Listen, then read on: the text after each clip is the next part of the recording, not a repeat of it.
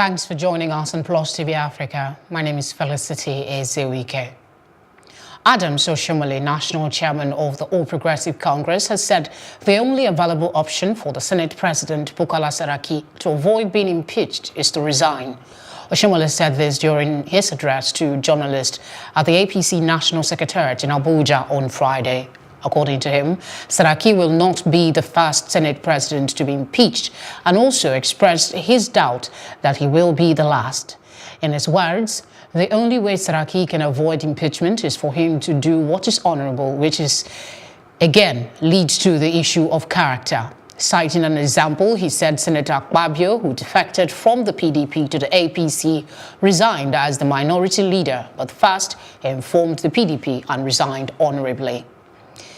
The presidency has reacted to allegations by the president of the Senate, Dr. Bukola Saraki, and his deputy, Ike Ekweremadu, that the federal government was planning to implicate them over the recent invasion of the National Assembly by men of the Department of State Services, DSS. The senior special assistant to the acting president on media and publicity, Mr. Laolu Akonde, expressed surprise that Saraki and Ekweremadu could allege that.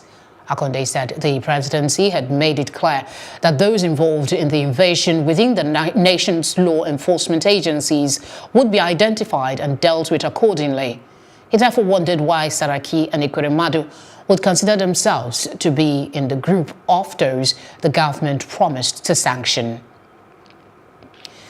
Former acting governor of Adamawa State, James Baka, has announced his intention to dump the ruling All Progressive Congress APC for the People's Democratic Party PDP. Baka, who is also a member of the Presidential Committee on Northeast Initiative PCNI, said this on Friday when he received a delegation of the PDP led by its state chairman. He said he could no longer remain in the party as a result of the governor Mohammed inconsistent and deceptive attitude. According to him, Jibrila's administration runs contrary to political tenets, and the governor has never been a man of his words, but only succeeds in deceiving the electorate. Experts have converged in Abuja, Nigeria's capital, to develop ways in curbing fake news. They say its effect cannot be compared to its consequences, which usually endangers the lives and property of unsuspecting victims. Our correspondent Amadine Uyi reports. The advent of social media has enabled the increasing access to information and ability to disseminate such. While many have taken this too far, tales of the spread of false information, popularly called fake news, has resulted to untold consequences. Many say Nigeria is not the only country suffering from this vice. It's a global problem. It's a global challenge, and one that is posing major challenge, major threat to democracy everywhere. Not just to democracy, but also to lives. At this conference in Abuja, experts say there is a need to address the spread of fake news. The idea of this conference generally is to have conversation around fake news. If you listen to most of the panelists, and even when some dignitaries talked about fake news, the much emphasis is not really on fake news itself, but the consequences of fake news. They say there is a need to improve public awareness on the consequences of fake news, describing its effects as worrisome. With the advent or emergence of social media, people have access to information at their fingertips. And the unfortunate thing is that what is not just about the information they have access to, but what they make use of the information. You know, most of this information in recent of it are not really true. And despite the fact that it's not true, people find it difficult to interrogate it further, but rather further share the information. Every part of the world today, democracy is facing major threat as a result of fake news. In Nigeria, it's no different. Every day you wake up to get one message or the other, and people are so quick to share these messages without any effort to verify their authenticity. They also task Nigerians to join the campaign against fake news as a form of social responsibility. Nigerians themselves must also call themselves to order. If you get a video information, a news information, whether it's video, whether it is audio, you owe it to your neighbor. You owe it to your community. You owe it to your neighborhood. You owe it to the country to make simple effort to verify the authenticity of that information before disseminating it. Amadine Uyi, Plus TV Africa. A chieftain of the All Progressive Congress APC in Ekiti State and an aide to former Governor Segun Oni, Comrade Bumi Ojo, has been shot dead by unidentified gunmen. Sources say he was shot around a football viewing center on Friday evening in Ado, the state capital. The Rivers government has announced the death of the State Attorney General and Commissioner for Justice, Mr. Emmanuel Aguma San. Aguma died on Friday in a London hospital. Mr. Imalka, the State Commissioner for Information and Communications, announced Aguma's death in Port Harcourt on Saturday. He said that it was with pains, but with gratitude to the Almighty God that the Rivers government announced the death. Until his death, Emmanuel Aguma San served the state with amazing sense of responsibility, commitment, passion, competence, and courage. We'll take a short break now. When we return, more news for you. Stay tuned.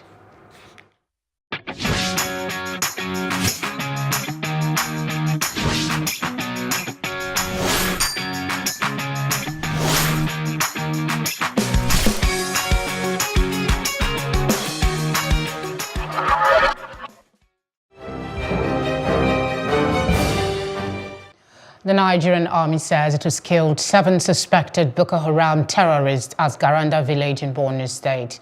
The Deputy Director of Information, Operation Lafia Dole, Colonel Clement Wachiku, confirmed this to journalists on Thursday.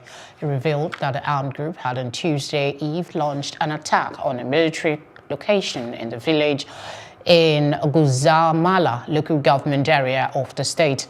Colonel Wachiku said the troops, who were already on alert, responded swiftly and repelled the attack, killing 7 of the assailants in the encounter.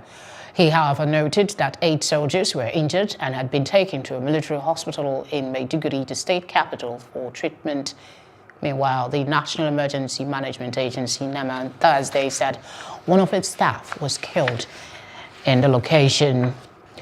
The United Nations Security Council has raised concerns over the security and humanitarian situation caused by the Boko Haram terrorists and other armed groups in Nigeria, Cameroon, and Chad.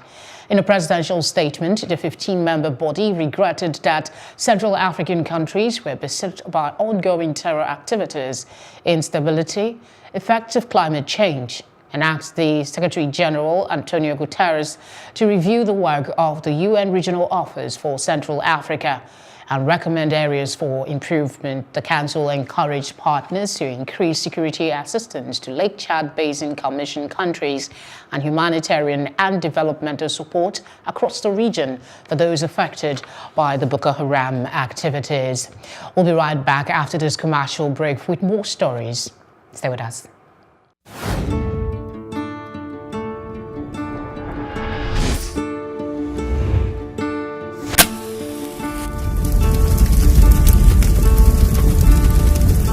That money will shoot every person that we know can shoot. We don't let people die there. You could have killed me for a long period of time.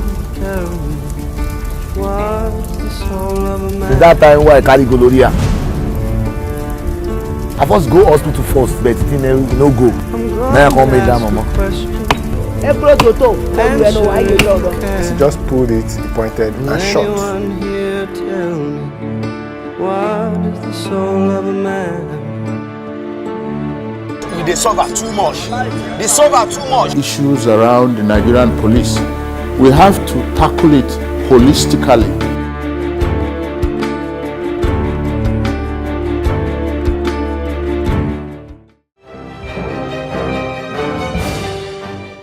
The UN Secretary-General Antonio Guterres has commended the President of the Democratic Republic of Congo, DR Congo, Joseph Kabila's decision not to stand in elections scheduled to take place on December 23. In a statement issued by Mr. Stéphane Dujarric, his spokesman, Guterres also welcomed the continued progress towards the holding of presidential and legislative elections in DR Congo in December, preparing the ground for a peaceful transfer of power. However, in spite of Kabila's announcement, Laila Zerougi, the UN Special Representative for the country and head of the UN Stabilization Mission to DR Congo, has expressed concerns about the lack of a level playing field in the political process so far this year. Sudan's ruling party says it will back its leader, President Umar al-Bashir, as a candidate in the 2020 elections. State news agency SUNA reported on Friday a move that would require a constitutional amendment. Bashir, who has been in power for nearly 30 years, has previously said he would step down in 2020 and has not explicitly stated his intention to run again. Sudan's constitution, amended in 2005, limits a president's number of terms to 2. The government of the United States of America, the United Kingdom and Norway said the peace process signed by warring parties in South Sudan was not realistic.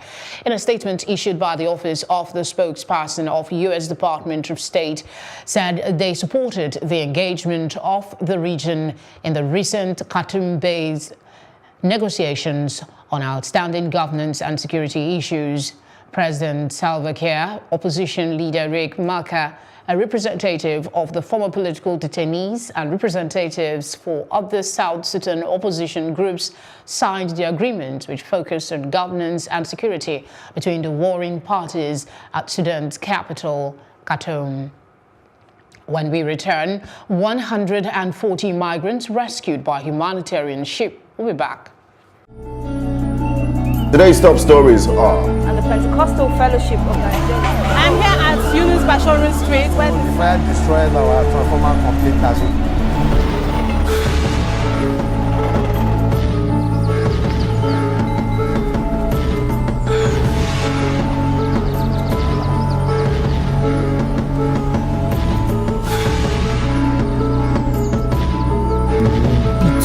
The lowest level you can.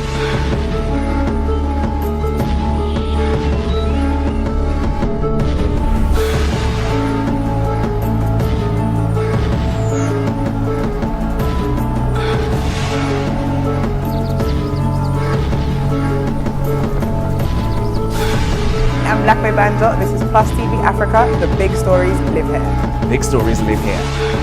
Big stories live here.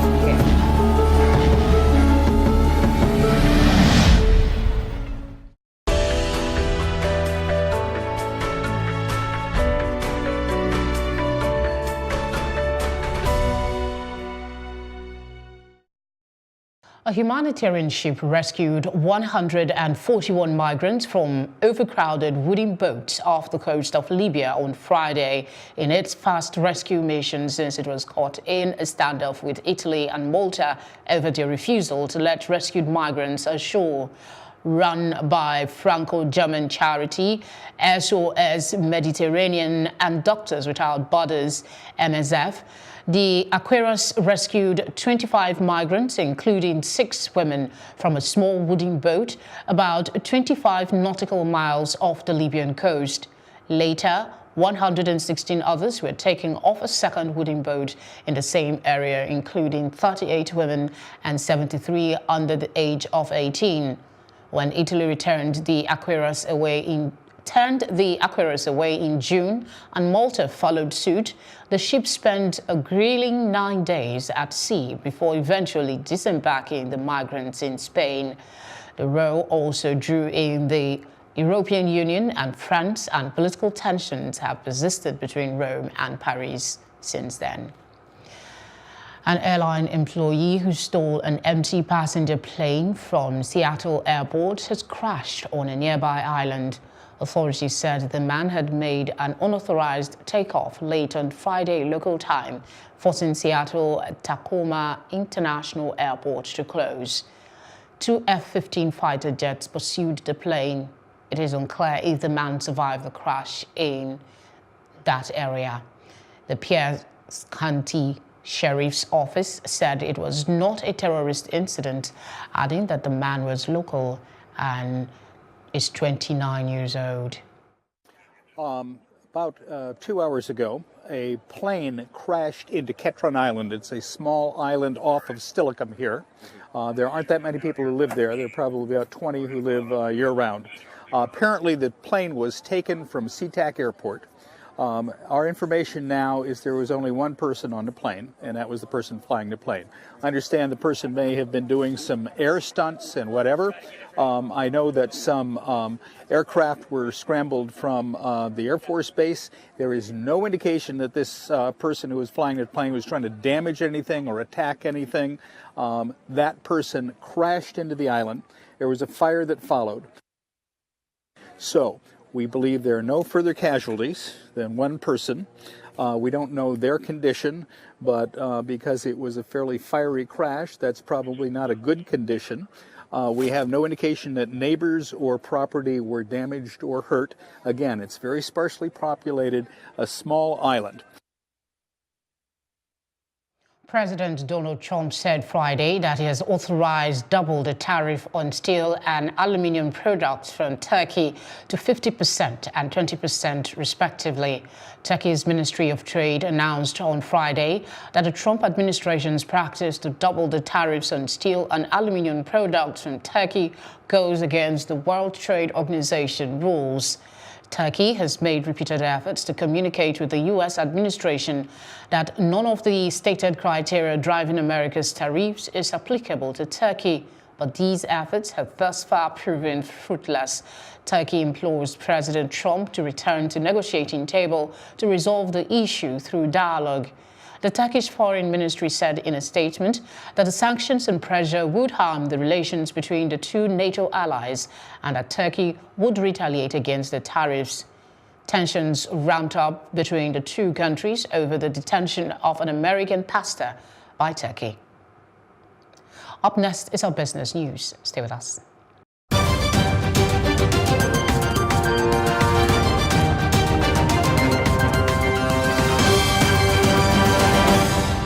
The Central Bank of Nigeria yesterday injected $327,044,499 into the interbank market via the retail secondary market intervention sales.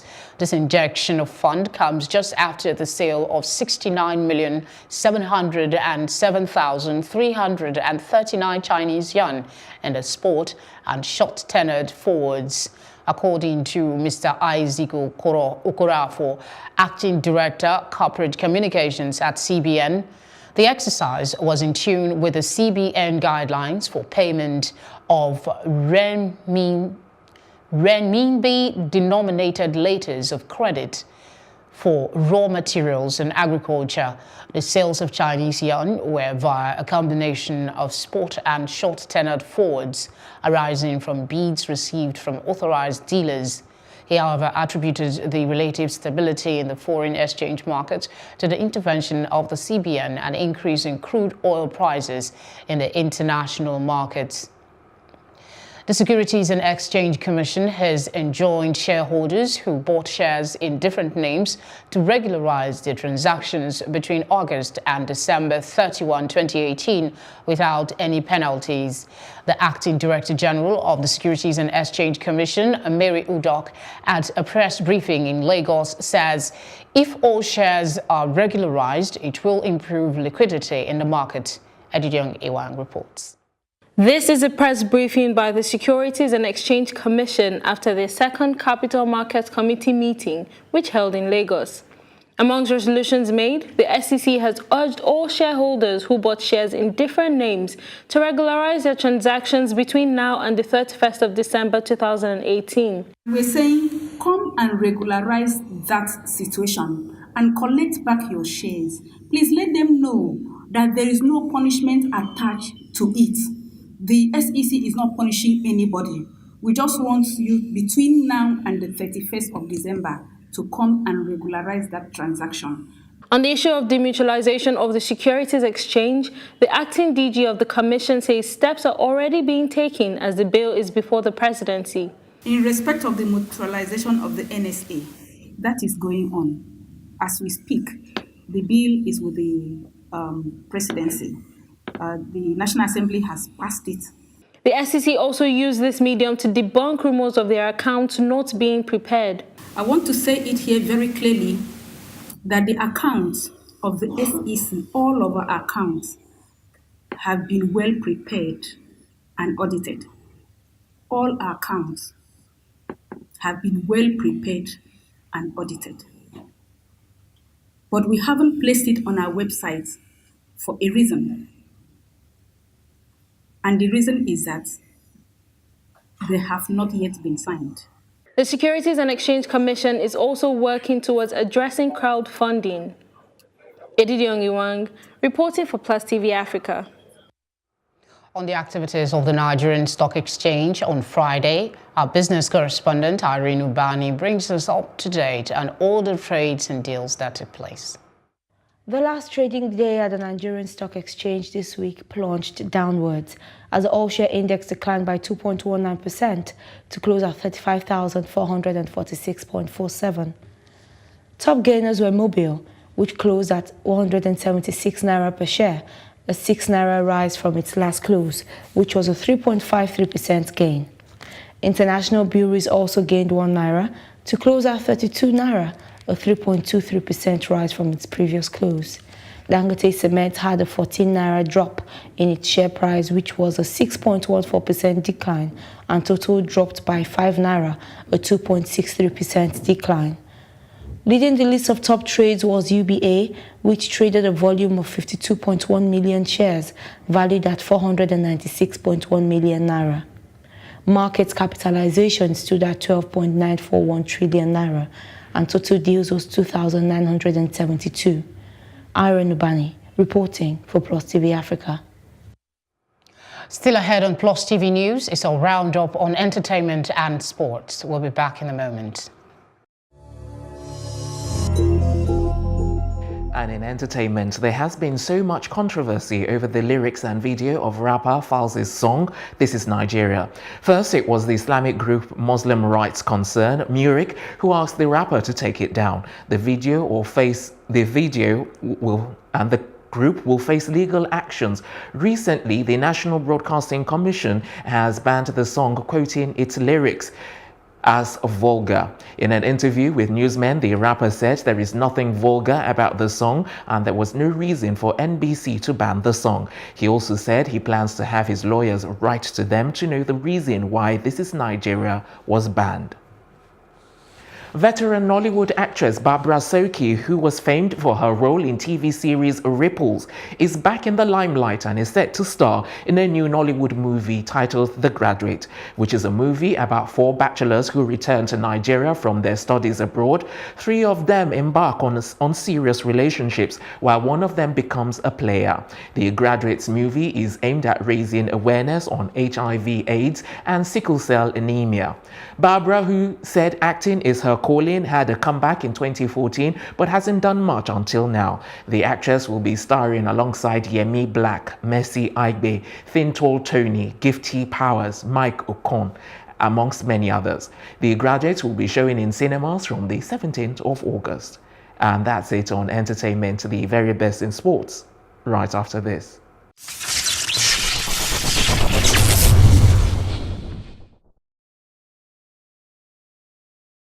And in sports, Manchester United manager Jose Mourinho praised monster Paul Pogba after he captained the side and scored the opening goal in the win over Leicester City on the first day of the Premier League season. The host made a flying start at Old Trafford, winning a penalty in the second minute when Daniel Amati handled Alexis Sanchez's deflected shot. Pogba stepped up and, after a typically nonchalant slow run-up, placed the ball in the top right corner above Kasper Schmeichel. Left-back Luke Shaw then scored the first senior goal of his career after controlling Joan Mata's aerial pass to double their lead. Substitute Jamie Vardy headed a late consolidation for Leicester after Ricardo Pereira's cross had hit a post, and Fox's goalkeeper Shemechel came forward for an injury time corner, but his header went wide. And that's it on sports news, and concludes our roundup of events at this hour. For more news update, please follow us on our social media platforms on Facebook, Twitter, and Instagram. You can also subscribe to our YouTube page at Plus TV Africa. We'll be back later with more stories making the headlines. Do join us again. My name is Felicity Ezewike.